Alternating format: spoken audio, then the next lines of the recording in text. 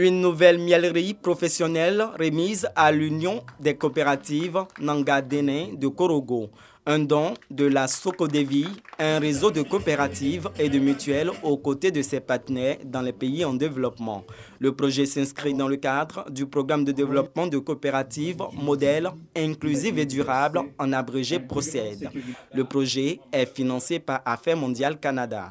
Le gouvernement du Canada, comme Sokodevi, considère que les coopératives performantes et inclusives sont des moteurs de développement socio-économique durable et équitable. C'est l'inclusion qui favorise vraiment le développement social et économique.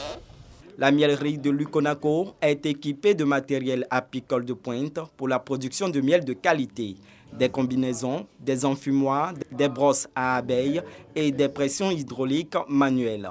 Avant la remise de cette miellerie, les membres de Lukonako ont été formés dans les champs-écoles à la pose des ruches kenyanes et aux techniques de récolte. Désormais, ils pourront vendre du miel produit dans leur plantation dans le strict respect des normes internationales de protection de l'environnement et de lutte contre le changement climatique. Cet investissement permettra à Lukonako et à ses membres de diversifier leurs sources de revenus. L'activité apicole va contribuer à l'augmentation de la production de noix de cajou en tant que telle, des producteurs et productrices, à la protection de l'environnement, au renforcement de la biodiversité, à une plus grande sécurité alimentaire et à une meilleure résilience face au changement climatique. Grâce au projet PROCED et à cet investissement dans le secteur apicole, au moins 700 familles membres de Lukonako ont vu leurs conditions de vie s'améliorer au cours des 5 dernières années. La miellerie de la société coopérative Lukonako est la première dans le Nord. Elle s'affiche désormais comme l'ambassadrice du label miel, respectant les exigences du changement climatique et la protection de l'environnement.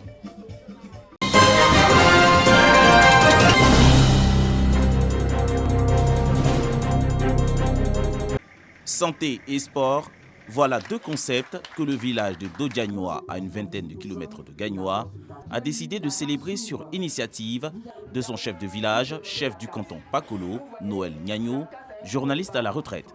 Une séance de sensibilisation à la fréquentation des établissements sanitaires de référence s'est tenue en présence de la notabilité ainsi que de la population sous le préau du village.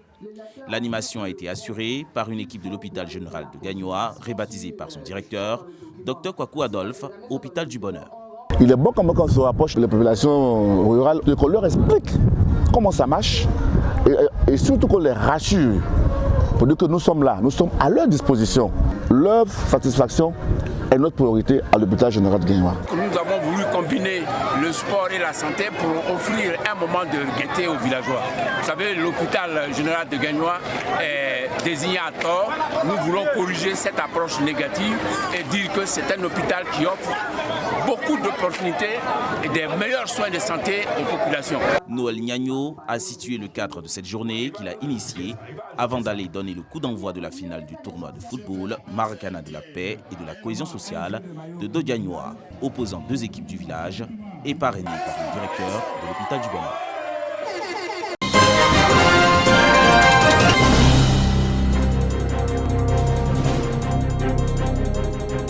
Diaounou, village de la commune de Bouaké situé à proximité de l'université Alassane Ouattara.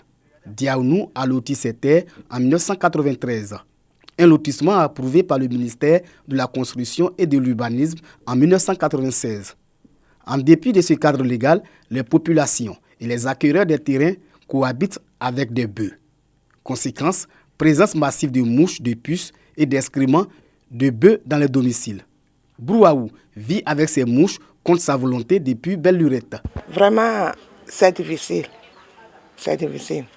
Parce que les mouches, là, même tu manges, ils sont dedans. Tu fais comment, ils sont dedans. Mais on ne sait pas comment faire.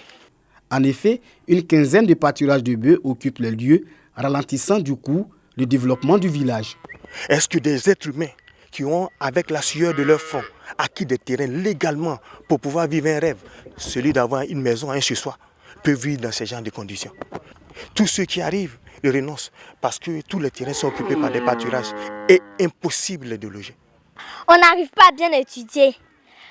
Quand tu veux étudier, tu es concentré, les mouches viennent Tu les chasses. Qui sont réellement les vrais propriétaires de ces bêtes? Les propriétaires de ces pâturages ne faut jamais voir. Nous voyons les bouviers, vous ne pouvez pas discuter avec eux parce qu'avec eux, vous n'aurez jamais un nom ni un prénom. Rien du tout. Parce que derrière eux, il y a des personnes, mais on ne les connaît pas. On ne sait pas c'est qui. Vous les interrogez, vous pouvez même essayer ce matin, ils ne vous diront rien du tout. Pour confirmer les propos des populations, les bouviers trouvés sur place ont simplement refusé de nous donner des réponses. Ces mouches, puces et excréments menacent la santé des habitants. Tout le temps, les enfants sont malades. Même nous-mêmes, les grandes personnes, là, on est tout le temps malades. Quand ils viennent la nuit comme ça, là, c'est dans la cour ici, les bœufs là se couchent. Surtout quand il y a la pluie, là. Les bœufs rentrent ici, ils se couchent ici. Quand tu te lèves matin même, tu ne sais même pas où il faut te poser les pieds. Après avoir frappé à toutes les portes, les habitants et les acquéreurs des terrains de Diaonou continuent d'espérer à une réaction des autorités compétentes afin de trouver une solution à cette situation qui n'a que trop duré. Bon, moi, je demande si on pouvait trouver un moyen de déplacer un peu le bœuf plus loin de nous pour rester en paix. En attendant qu'une solution définitive ne soit trouvée à cette situation qui dure depuis 2 décennies, les populations de Diaonou partagent encore leur quotidien avec le bœuf.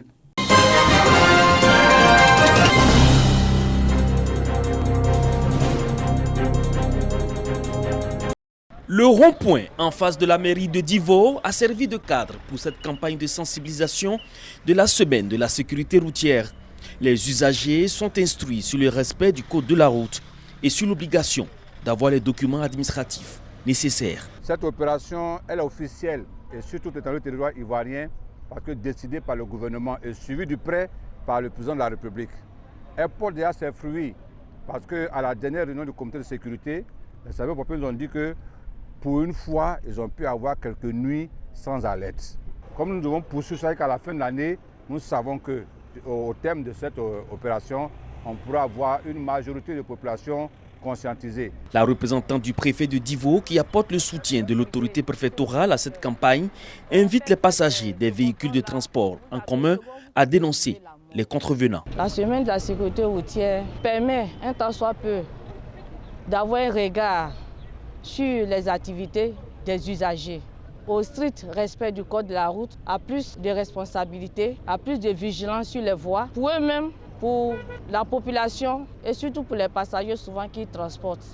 Selon la police et le centre de secours d'urgence, les causes des accidents sont dues aux excès de vitesse, la conduite en état d'ivresse et le non-respect du code de la route.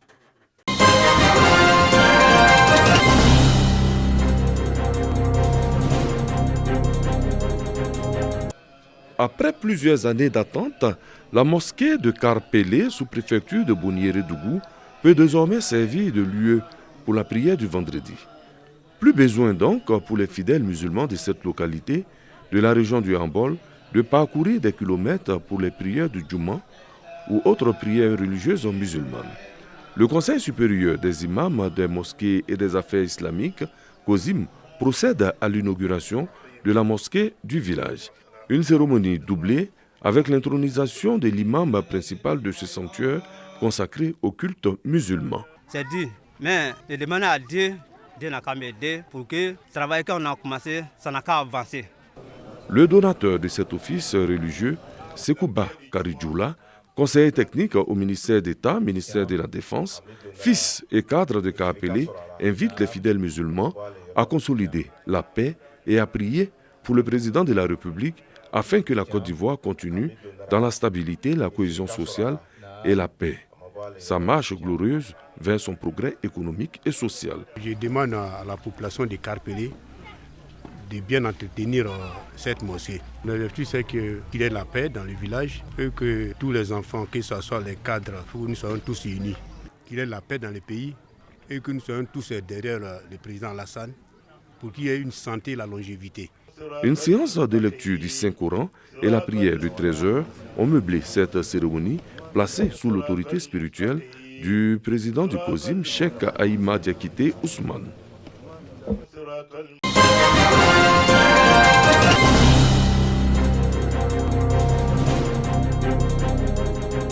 Une Bible pour enfants en langue française et BT, lancée par la Fondation Facilité Côte d'Ivoire, FFCI.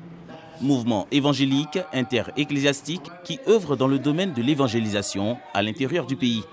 Il est officiellement présenté aux autorités administratives et religieuses de Gagnoa par son président, le révérend pasteur Jean-Christophe Kabango de la RDC. Ce n'est pas la Bible dans son ensemble, mais nous prenons les grandes histoires de la Bible et que nous avons traduit en BT et c'est imagé. Alors, c'est parce que les enfants aiment beaucoup les images. Alors, à partir des images, ils comprennent c'est en BT, c'est en français. Alors, pour ceux qui ne comprennent pas bien la langue BT, ils peuvent se retrouver en français. Il fallait quelque chose pour relever le niveau de nos enfants, pour que nos enfants soient assis dans la foi, pour que l'avenir soit assuré. Parce que la Bible nous dit, instruis l'enfant selon la voie qu'il doit suivre. Quand il va devenir grand, il ne va pas s'en détourner. Notons qu'au-delà de l'aspect spirituel, la FFCI veut au travers de ce projet promouvoir la culture et la langue BT. La FFCI compte à son actif la production d'une Bible en français Dan, lancée en 2019. La Bible pour enfants en français baoulé est prévue pour octobre 2023.